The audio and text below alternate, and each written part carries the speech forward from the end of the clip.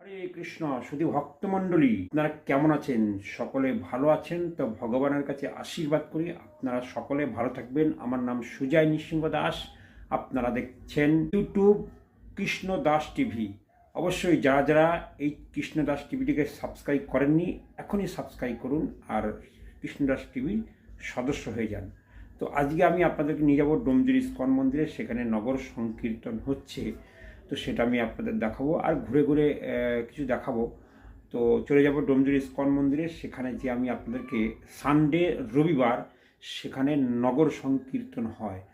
প্রত্যেক রবিবার আপনারা এসে দেখতে পারেন।